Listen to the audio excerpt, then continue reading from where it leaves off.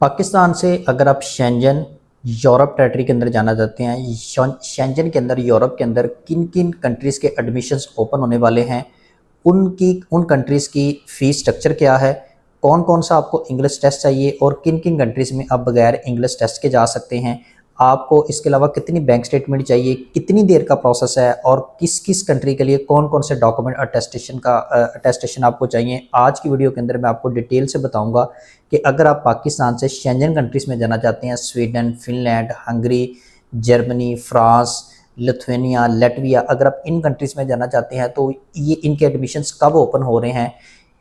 आज की जो वीडियो है ये टोटल हम फोकस करेंगे 2027 फेब इनटेक के अंदर। अगर आपने पाकिस्तान से ट्रैवल करना है तो आपको पता है कि यूरोप का प्रोसेस जो है ना वो थोड़ा सा लेंथी होता है। आज की वीडियो बनाने का मकसद ये है कि आप टाइमली इस वीडियो को देखें और इसके अकॉर्डिंग अपनी प्रोफाइल को तैयार करना शुरू कर दें। अगर आपने अपकमिंग इनटेक, जिसको फॉल इनटेक कहते हैं, एक साल में दो इनटेक्स होती हैं। अगर आपने किसी भी कंट्री में जाना है, एक सितंबर इनटेक होती है, एक फॉल इनटेक होती है, दो इनटेक्स होती हैं।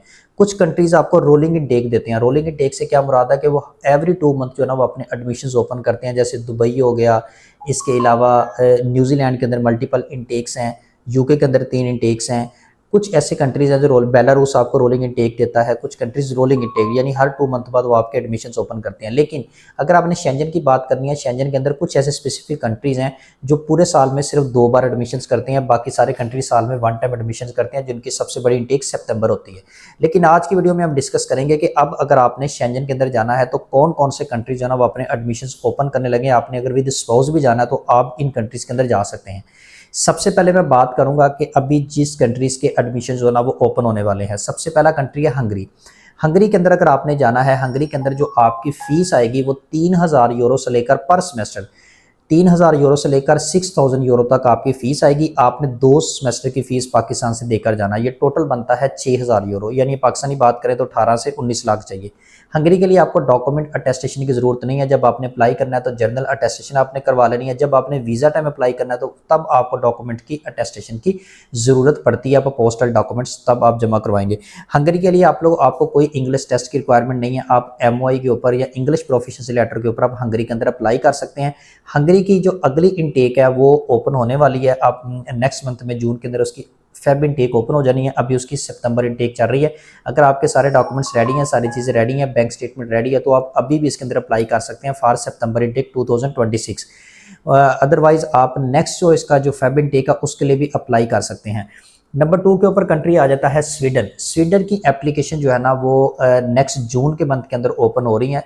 स्वीडन के अंदर जो आपकी फ़ीस आती है वो तकरीबन 8000 यूरो से लेकर 14,000 यूरो तक, यानी 8000 से 14000 यूरो तक आपकी फ़ीस आएगी। स्वीडन के अंदर आपको जो इंग्लिश टेस्ट है वो आपको आइट्स चाहिए और PT चाहिए। अगर आपने आइट्स करना है तो आपको 6.5 बैंड चाहिए आइट्स के लिए। इसी के कंपैरेटिवली आपको इतने ही जो है ना कंपैरिजन के ऊपर PT के स्कोर चाहिए। हाँ, आपको पता है स्वीडन के अंदर आपके पास टॉफल भी जो है ना वो एलिजिबल है। आप टॉफल भी करके स्वीडन जा सकते हैं। स्वीडन के अंदर आप विद स्पाउस जा सकते हैं। स्वीडन की अब अगली इनटेक जून के अंदर ओपन हो रही है और आप ट्रैवल करेंगे फेब इनटेक के अंदर, यानी फेब के अंदर आप जाएंगे 2027 के अंदर।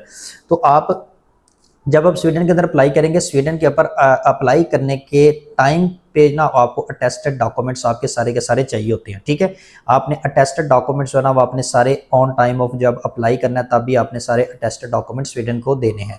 तो स्वीडन की आपको पता वीज़ा रेशियो भी बहुत अच्छी है, 95% वीज़ा रेशियो। आप विद स्पाउस स्वीडन के अंदर मूव कर सकते हैं। तो स्वीडन नेक्स्ट मंथ जो है ना वो स्वीडन ओपन हो रहा है, तो आप स्वीडन की एप्लीकेशन भी अपनी स्टार्ट कर सकते हैं विद स्पाउस। लेकिन फेब इनटेक में आपको कोर्सेज कम मिलेंगे, लिमिटेड कोर्सेज मिलेंगे, लेकिन स्वीडन ओपन होने वाला है। उसके बाद मैं अगले कंट्री की बात करूंगा। अगला कंट्री है हमारे पास फ्रांस। फ्रांस के अंदर कुछ ऐसे इंस्टीट्यूट्स हमारे पास, जैसे इदराक बिजनेस स्कूल, एक बड़ा अच्छा इंस्टीट्यूट है। इसकी वीज़ा रेशो बहुत अच्छी है। तो इसके अलावा आइसटेक है फ्रांस के अंदर, पेरिस के अंदर जो कैंपस है उसकी वीज़ा रेशो बहुत अच्छी है। फ्रांस ने भी अपनी जो है ना वो इनटेक जो है ना वो ओपन कर दी हुई है। फ्रांस की इनटेक ओपन हो चुकी है। फ्रांस का प्रोसेस जो है ना वो कदरे आपको पता लेंथी होता है। फ्रांस के अंदर 2-3 स्टेप्स होते हैं। पहले कॉलेज आपकी एप्लीकेशन को एक्सेप्ट करता है, फिर कैंपस फ्रांस से आपको एप्लीकेशन अपनी प्रूव करवानी पड़ती है। फ्रांस के अंदर जो आपकी आपकी जो फीस है, फ्रांस के अंदर आपकी फीस आपकी बनेगी तकरीबन 8000 यूरो से लेकर 13,000 यूरो तक आपकी फ़ीस बनेगी। फ्रांस के अंदर मोस्टली आपको जो है ना वो इंग्लिश टेस्ट की रिक्वायरमेंट नहीं होती, आप MOI के ऊपर अप्लाई कर सकते हैं।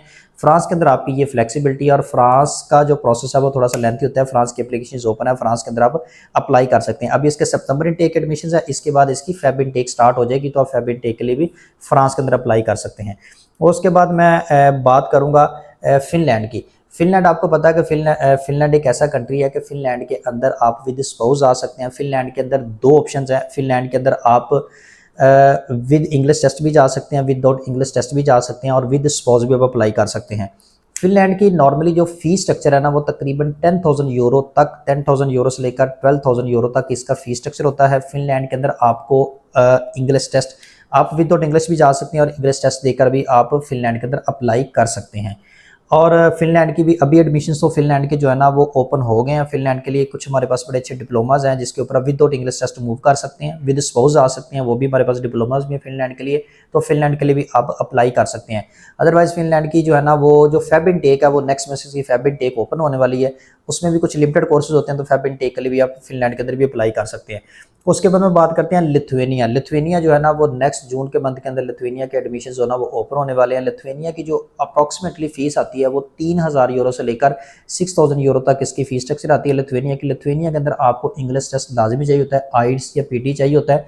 लिथुएनिया के अंदर आपको जो डॉक्यूमेंट अटेस्टेशन का काम है, आपने डॉक्यूमेंट अटेस्टेड देने हैं जब आपने एप्लीकेशन पुटअप करनी है।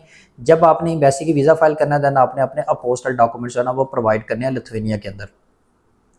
अब मैं इसके बाद बात करता हूँ जर्मनी। जर्मनी की जो है ना वो इस वक्त जो है ना सितंबर इनटेक चाह रही है। जर्मनी के अंदर आपको पता है कि आपकी रिक्वायरमेंट होती है, आपने अपनी फीस भी सबमिट करवानी होती है जर्मन की प्राइवेट यूनिवर्सिटीज़ के अंदर, और प्लस आपने अपना ब्लॉक अकाउंट भी देना होता है। ब्लॉक अकाउंट आपका तकरीबन 10,000 यूरो का आपका ब्लॉक अकाउंट भी ओपन होता है। दोनों को मिला के तकरीबन ये आपका 60 to 70 लाख का एक्सपेंस आ जाता है जर्मनी में। तो अगर मैं सबको कंपेरिजन करूँ, अब इन सारे कंट्रीज़ के लिए आपको बैंक स्टेटमेंट बैंक स्टेटमेंट जो चाहिए वो कितनी चाहिए। नॉर्मली अगर आपने पूरे शेंजन या यूरोप के अंदर अप्लाई करना है तो आपको जो बैंक स्टेटमेंट है वो 10,000 यूरो की रिक्वायर होती है, लेकिन रिकमेंडेड ये है कि आप 40 लाख से लेकर 45 लाख तक जो अपनी स्टेटमेंट जो है ना वो मैनेज करें। देन आपके वीज़ा के चांसेस बहुत अच्छे हो जाते हैं। अगर आपकी स्टेटमेंट ऑलरेडी बहुत अच्छी है तो शेंजन के अंदर आपके वीज़ा के चांसेस बहुत ज़्यादा हो जाते हैं। तो आज की वीडियो के अंदर मैंने आपको डिटेल से बता दिया कि किस कंट्री के एडमिशन जो है ना वो ओपन होने वाले हैं जो साल में 2 इनटेक्स लेते हैं, क्योंकि बहुत सारे एडमिशन जो है ना वो जैसे स्वीडन क्लोज हो चुका हुआ था, वो स्टूडेंट्स की क्यूरी आ रही थी सर स्वीडन के अंदर में अप्लाई करना हमें बताइएगा, तो स्वीडन भी आपका नेक्स्ट मंथ ओपन हो रहा है। फिनलैंड के भी एडमिशन ऑलमोस्ट ओपन हो चुके हुए हैं। फ्रांस की एप्लीकेशंस भी जो है ना वो ओपन हो चुकी हुई हैं। हंगरी के एडमिशंस अभी हो रहे हैं, तो अगली इनटेक भी इसकी ओपन होने वाली है जिसमें अभी 2 इंग्लिश टेस्ट आ सकते हैं। MOI के ऊपर फीस भी तकरीबन इनकी 5 to 6,000 यूरो तक इसकी फीस है। तो इसमें ऑलमोस्ट जो अगर आप सारे कंट्रीज़ की बात करें, इसमें सिर्फ फिनलैंड का एक्सपेंस थोड़ा सा ज़्यादा है, बाकी सारे कंट्रीज़ का जो एक्सपेंस है वो तकरीबन 25 लाख से लेकर 30 लाख तक इनका एक्सपेंस बनता है। तो मैं कंसाइज करता हूँ वीडियो को। अगर तो आप चाहते हैं शेंजन के अंदर अपनी एप्लीकेशन प्रोसेस स्टार्ट करवाना, तो इसको शेंजन के प्रोसेस को अगर आपने अप्लाई करवाना है तो इसको डिले नहीं करना, क्योंकि इसमें 4-5 स्टेप्स इन्वॉल्व होते हैं। डॉक्यूमेंट अटेस्टेशन से लेकर बैंक स्टेटमेंट, फिर उसके बाद आपका एडमिशन लेटर आने से आपका वीज़ा प्रोसेस के लिए भी 2-3 मंथ लग जाते हैं। उसकी अपॉइंटमेंट लेना और उसको वीज़ा की जो है ना वो जाकर अपने डॉक्यूमेंट जमा करवाने और वीज़ा कन्फर्मेशन तक 2 to 3 मंथ्स का जो है ना वो टाइम भी रिक्वायर होता है। तो ये ऑलमोस्ट ये टाइम सम अप करें तो तकरीबन 4 to 5 मंथ का टाइम आपको ईजिली शेंजन के अंदर लग जाता है। तो दैट्स वाई आपने मेक श्योर करना है कि अगर आपने जाना है तो आपने आज ही अपना प्रोसेस जो है ना वो स्टार्ट करवाना है। आप हमारे दिए गए नंबर के ऊपर रब्ता करें, हमारी टीम से रब्ता करें या हमारी वेबसाइट के ऊपर www.smartstudyabroad.pk.apply के ऊपर जाके आप अपनी प्रोफाइल शेयर करें। आपने अपनी सारी प्रोफाइल जो है ना कंप्लीट हमारे साथ शेयर करनी है कि आपके एकेडमिक रिकॉर्ड्स क्या है, आपके पास इंग्लिश टेस्ट कौन सा है, आपका एक्सपीरियंस क्या है, कंप्लीट अपने प्रोफाइल जो है ना अपने शेयर करनी है। उसके लिए हमारी टीम को आसानी होती है कि आपकी प्रोफाइल को वो इजीली असेसमेंट करके तो आपको बेस्ट से बेस्ट ऑप्शन जो है ना वो दे सके, क्योंकि मोस्टली हमारे पास प्रोफाइल ऐसी आ रही होती है जिनका स्टडी गैप जो है ना वो ज़्यादा होता है। तो मोस्टली हमें फिर वो कंट्री देखने पड़ते हैं, जैसे फिनलैंड में स्टडी गैप का इशू नहीं होता, इस तरह कुछ ऐसे कंट्रीज देखने पड़ते हैं जो जिनके अंदर हमें फिर आपका देखना पड़ता है। अगर आपका गैप ज़्यादा है फिर हम आपको वहाँ पर प्लेस करते हैं। जैसे न्यूजीलैंड में गैप का कोई इशू नहीं है, आपका 20 साल का गैप भी है तो यू कैन प्रोसीड। अगर आपका गैप कम है तो फिर मैं आपको हाईली रिकमेंड करता हूँ कि आप शेंजन के अंदर अप्लाई करें। शेंजन के वीज़े के साथ आपको पता है आपको 30 कंट्रीज़ की एंट्री मिलती है। अगर आपका एक कंट्री का वीज़ा लगता है तो आप 30 कंट्रीज़ के अंदर जा सकते हैं। सो आज की वीडियो के अंदर मैंने आपको डिटेल के साथ सारी चीज़ें गाइड कर दी। अगर आपका फिर भी कोई क्वेश्चन है तो आप कमेंट्स के अंदर भी पूछ सकते हैं या हमारे नीचे दिए गए नंबर के ऊपर रब्ता करें। इंशाल्लाह 24 आवर्स के अंदर हमारी टीम जो है ना वो आपको रिस्पॉन्स बैक करेगी। अपना बहुत सारा ख्याल रखिएगा। Thank you. अल्लाह हाफिज़।